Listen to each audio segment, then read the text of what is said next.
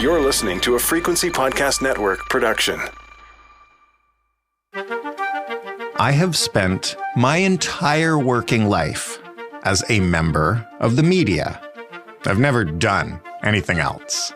You might assume, if I did that job well, over the course of my career, I would build more and more trust with audiences as I proved myself to be a reliable source for news and context and analysis and all the other stuff we want from the media.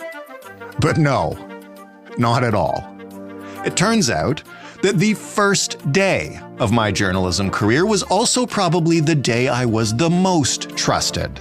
Because that day was back in 2002 sometime, and trust in the media as a whole, in journalists and reporters and the brands we associate with delivering the news, has been steadily declining since before I was ever a lowly little intern. I think about that a lot. I think about the reasons for it, the ones the media and journalists can control, and I think about all the ones we can't. I often wonder, because of when I started my career, what it must have felt like to begin your career at a time when delivering the news was one of the most important and trusted occupations in our society, when things were true to most people because you said them, and what it must have felt like to end your career in the Trump era, being told that you and your organization are bought and paid for, that you're fake news, and that the media just lies. Now, there aren't many people in the country who can speak to that, but today I've got one. You will probably recognize his voice.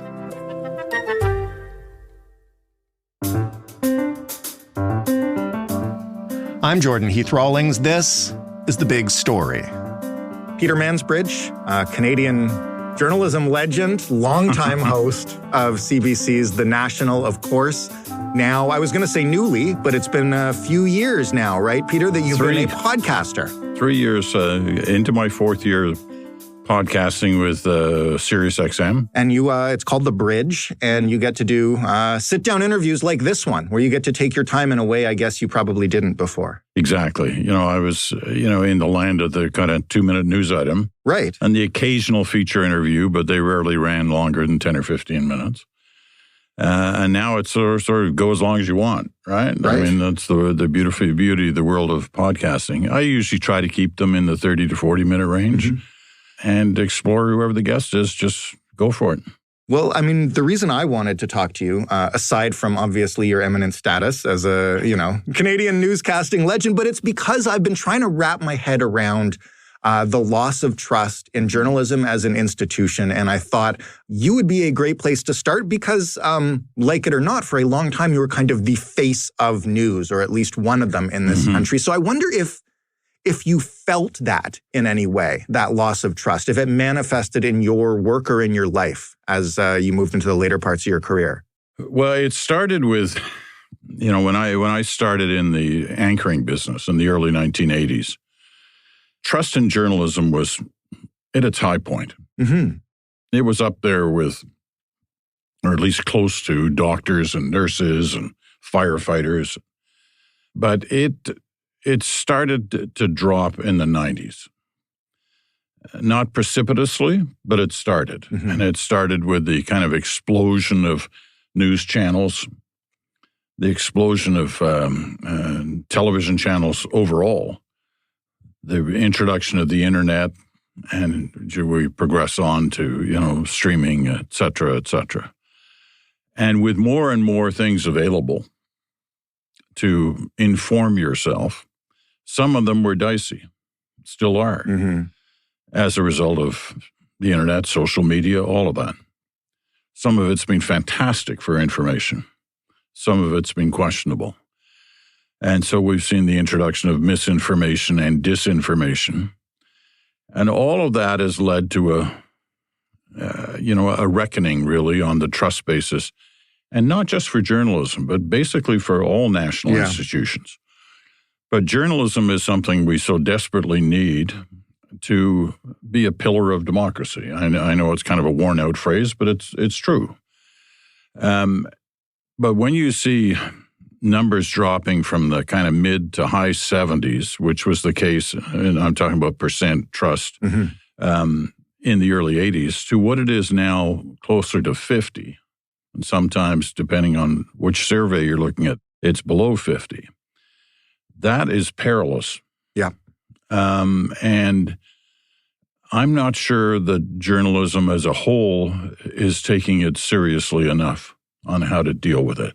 When do you think that really, I know it was kind of a slow shift, but when it really started to tip, and I ask this because you were kind of tangentially a part of the very early part of my journalism career when I worked on the specials desk at Canadian Press, which was like doing agate and all this stuff. Mm-hmm. But one of the things that I would have to do every night is watch The National and watch Lloyd Robertson on CTV and write down each story that came across and then mark off whether the Canadian Press had covered it or not. And that would have been like 2002, 2003. And I was thinking about it as I prepped for this interview. That was kind of maybe the last era where there was like one source of truth for the news, right? Nothing broke on Twitter back then. But by the time you walked away in 2017, there was almost nothing, and I don't mean to disparage The National, but nothing that would come out on like a nightly news broadcast that was actually like news for the very first time, right? Like we're just getting word out of Iraq or Afghanistan or whatever. It would have come on social media, the story would have developed over the day, and people would have tuned into The National to see how you handled it or the CBC handled it. But it wouldn't have been, here it is, this is coming from the CBC at 9 p.m., it's the truth. Yeah, generally, I have no disagreement with that. It really started with the power of social media, kind of taking over the space of, breaking news.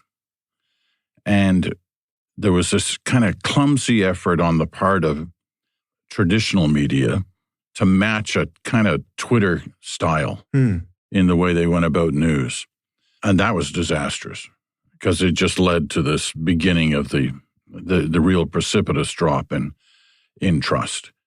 What was happening by the time I was leaving, networks were scrambling, television networks were scrambling, as print had already done, scrambling, trying to find what is the solution to the fact we're losing audience. What do we have to do?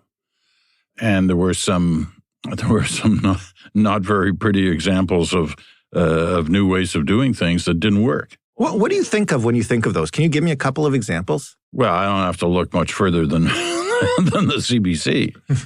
I argued very strongly when I retired, and I gave them a year's notice, that they should stay with a single anchor format. That at the network level, that's what's always worked.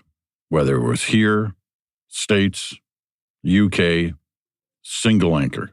People place their trust.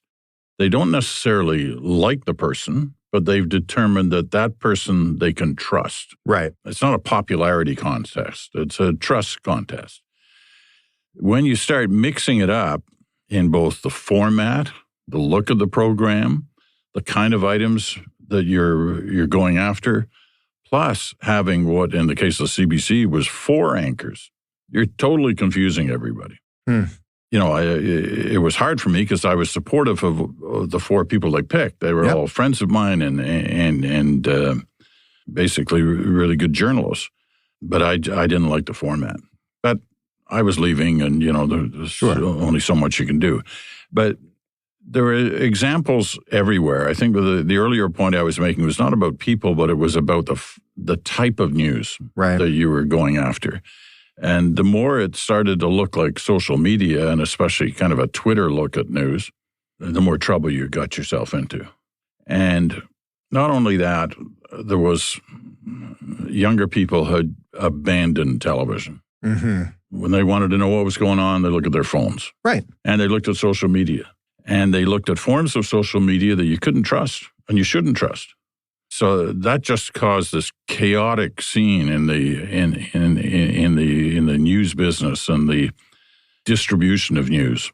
Did the CBC ever try to get you to be on Twitter, be active, engage on social media? I can remember the day it started for me. I mean, they'd bugged me about, you should get on Facebook or you should get on Twitter. It's good for, getting our name out there and your name and blah, blah, blah.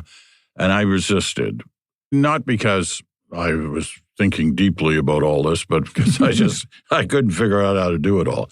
And, I wasn't into it. But the royal wedding of Kate and Will. Right. Somebody told me in the middle of the program, because it was one of those long, drawn-out royal wedding things, and I was in London. And one of the people working in the studio at Buckingham Palace, where we were just outside, said, "Oh, you're trending on Twitter." And I didn't have any idea what that even meant at the time. But I guess I'd been having a good time doing the program, and, it was funny at times, which is unusual for me to have that ability to show that side of me. And so I joined that very day, and quite enjoyed it when I'd figured out how to do it, but then realized that this could eventually be a problem, especially for journalists who started using social media and Twitter especially to give their own opinions about stuff. I can recall doing a thing at the Monk School here in Toronto, at the University of Toronto, with 100 postgrad students, and asking them, what is it you don't like about traditional media? And they went through the whole list of, it's fake, it's biased, you give your opinion too much, not me personally, but, just journalists in general. And I said, where are you getting all this stuff? And they said, Facebook, Twitter. And that's when I kind of doubled down on this feeling that we're not realizing what's happening here. And we're losing a potentially really important part of our audience, which is, young people coming up. And I'm not talking about teenagers or even early 20s. I'm up to 40. It's been going on for a while now. Yeah, exactly. So all those things have contributed to this problem, and it is a problem. Do you think that it's, I know it's unfortunate, but how do you solve the problem of the more people who work in the business allow themselves to be people online? Because, listen, I said this on this program a lot, I don't necessarily consider myself a journalist anymore because I just interview people, but I'm also never shy about, journalists are biased. They have opinions, even if they don't tell you them, they still think things about it.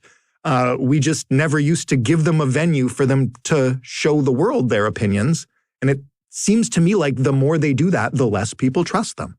How do you resolve it? Well, you tell them they can't do that. If they're working for you, for a legitimate news organization, we don't want you out there unless you're in an opinion role. If you're host of a show, let's say, that is, an opinion-related show, that can drive audiences. You can get people, involved. There's a big schism in journalism right now in terms of young versus traditional journalists who believe that, their opinions, and I identify with this a bit, that your opinions and your views on what's going on in the world shape who you are, and who you are shapes how you cover it. So it's going to factor into your work regardless of whether or not you hide those opinions on social media. Yeah, I wouldn't go the whole way with you on that. Okay. I do agree that there's a role within the media for opinion-based shows or opinion-based columns. I mean, newspapers have dealt with this for years, right?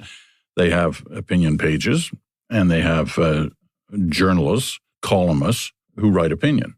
But they always used to protect their front page and their news pages, that the process was different, and they didn't want opinion, that there had to be somewhere for readers, viewers, listeners to go to have an unfiltered, in terms of biased, look at the news. And, I came from that old school, if you wish. And once you started to lose that, you had a problem. I agree with you that everyone carries a certain bias with it. I mean, when you go to journalism school, they don't neuter you from from opinion. You have feelings. And there are some stories, those can't be taken away from you. especially stories where there's clear harm being done to people. Could be through a natural disaster. It could be through war. When I've done these things, and you see people who are not a part of the conflict or a part of the reason there was some kind of disaster. They've been impacted by it. Their kids have died or, maimed in some terrible fashion. You can't see that knowing how it happened and not talk about it. So those things affect you. But when you're dealing with issues of public policy, which is a lot of what journalism covers and should cover, you have to be able to find a way to lay any personal views you have on it aside and lay out the facts as best they are known to those who want to understand it and let them decide. It's not that challenging to be able to do that, and there needs to be somewhere you can go for that. But at the moment, a lot of people, most people, I haven't seen the latest stats, but most people don't think we do that. It's that part of what we used to do has disappeared. You want to hear a really interesting stat that I found while looking at who trusts the media and who doesn't. People who are facing financial hardship, 68% of them report low trust in the media. People who are financially well off, only 40% report low trust. So there's a big schism there that if you're doing poorly economically, you're skeptical of everything you hear from the media. And for those who are in some form of dire straits, they probably don't trust anyone. Yeah. It is true across other institutions as well. And the media has to accept that as the challenge. People say, and I know you're heading towards the question of, okay, so what do we do about it? That's about what I was about to ask you. Right. I mean, my own feeling is that we're not transparent enough, that we've never been transparent enough about how we go about doing our work. Yeah. How do you decide, you and your producers decide, well, who are we going to interview today? And how much does that relate to what people are going through or what they need to know? How do you decide what's news and what isn't news? Sure. Who's the expert that you bring on to explain policy and where do they come from? That's right. How do you decide what story on a newscast should be at the top? What story doesn't even make it? How do you determine who should receive anonymity when you're doing an investigative piece? And why do you trust them? What is their agenda? Now, you can't do this every day with every story. But if you do it occasionally, you will start to build back trust. I'm convinced of that. If you are transparent about the mistakes you make, because we all make mistakes, and it could be bad journalism or it could just simply be a mistake. How often do we concede that point? How often do we say, you know what, yesterday we said such and such a thing, that's not correct. Right. And explain how it happened. Exactly. We used to have this argument at the National. We'd have some little small thing that was wrong in a story. And we said, we got to fix that. We will devote 30 seconds tonight to saying that was wrong. And there would be people in the newsroom say, we don't want to do that. It makes us look bad. And really, it was a small thing and blah, blah, blah. And I'd argue, and others would argue, that every time you do that, you build trust. People will believe you more when you concede that you were wrong on something. Newspapers, remember, they used to have that tiny little corrections box on E5 or whatever it is. Right. Yeah. But it did that. It was accountability. Exactly. Where most people feel we're not accountable at all. Well, and with digital articles now, you can just re-edit them so that the mistake is not there. Now, some places will put a correction at the bottom. This was changed because this was wrong. Right. It's a very nebulous process now that people are not sure, and you will read, here's how the New York Times edited their headline. Right. Seeing as you mentioned the New York Times, when they came out with their first big Me Too stories, they devoted pages to explaining why they were doing it, how they did it, who they talked to, whose names they protected, all of that before they even started the story. Right. that's where I think when you dig deeper on some of these trust surveys, that's where the problem is. They don't understand the process, and they're not getting any help from us explaining what the process is. Now, this didn't start yesterday. This has always been a looming problem, which is just at its worst point right now. Worst point so far. So far. That's right.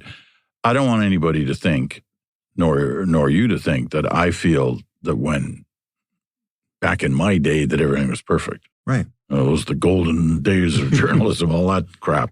Because when you actually look at it, they weren't that golden, right? And we made a lot of mistakes too. There just wasn't the crowdsource corrections of what you did and the feedback in real time. Somebody had to write you a letter saying fake news in the 1980s and mail that to the CBC headquarters. That's right. And challenge the CBC to explain it. And you know what journalists are like. We're very defensive. Like to be right. Yeah. Of course we were right. There's no way we were wrong. And defend your people and all that stuff. And I understand that where that's coming from, and I've been there myself. But when you're wrong, and you're hurting everybody. Now, the other part of the explosion between the 80s and the 70s and now is, those days there were only a couple of us. There was Lloyd, there was me, or Knowlton, or whoever the anchors used to be. And you knew who all the anchors were. You knew all the three American anchors. You knew who they were.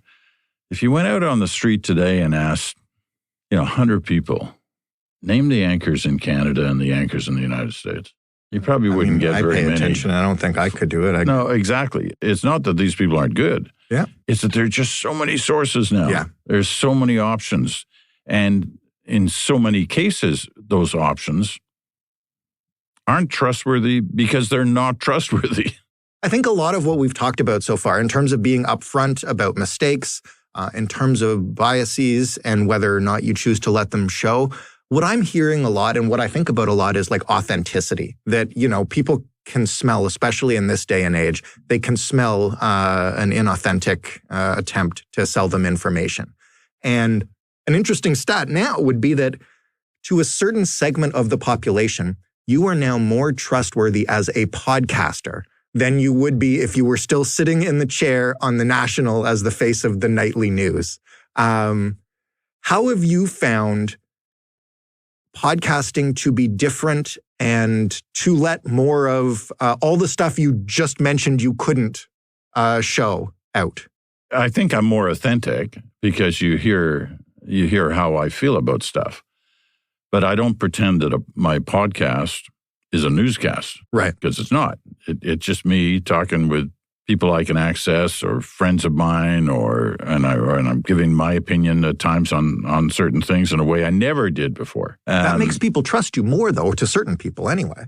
Yeah, you don't read my mail. They trust me enough to listen, but they also trust me enough to get mad. Right. And that's okay. I don't mind that. And I try to make room for their feelings on the program. I devote one day a week to listener stuff. They write in about whatever it may be, and I read them, and some of them absolutely don't agree with what they're saying. And that shows sometime in the way I read it. I think people have to really be careful. And I know it's hard with somebody like me because they assume that I'm basically still doing what I used to do. They assume it's the news. It's not the news. It's just me rambling. We can do certain things in the profession to be more authentic, to be more accountable, to be less biased, or at least present biases less. But in the grand scheme of things, considering the way media has proliferated, is there anything we can really do to put journalism back on its course to trust, or has that ship sailed? There's too many sources of truth out there. It can be impossible to sort them out. How would the next Peter Mansbridge show up today, coming out of journalism school? How would they find their path? I didn't go to journalism school. There you go.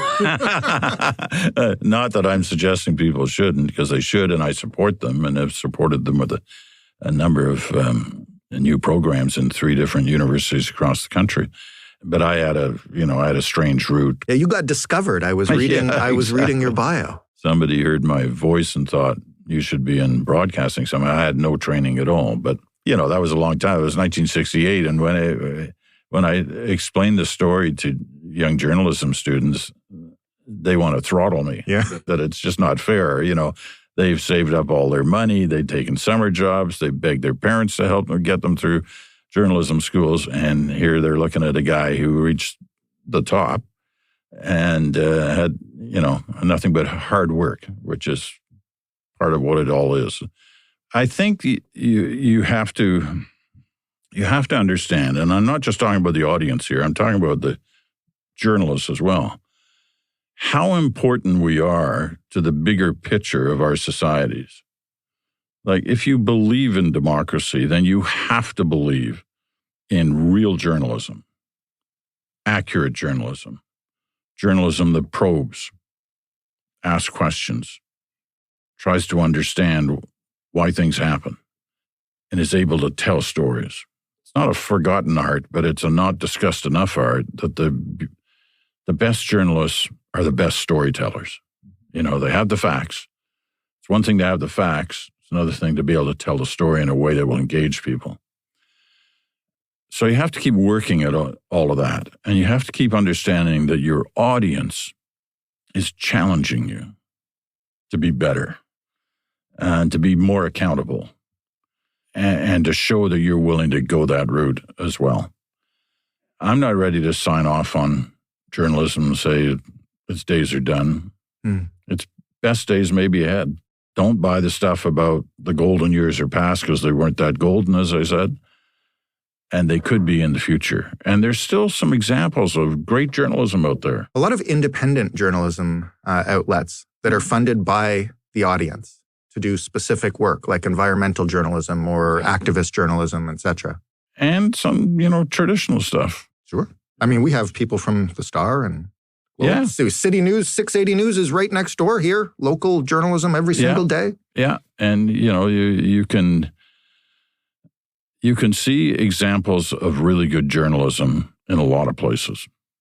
Sadly, you can also see examples of where it's fallen down and has cost everybody. Yeah. In the long run. But it's difficult times right now on a lot of fronts. You've got the challenge of trust on one hand. You got the challenge of resources, support on the other hand.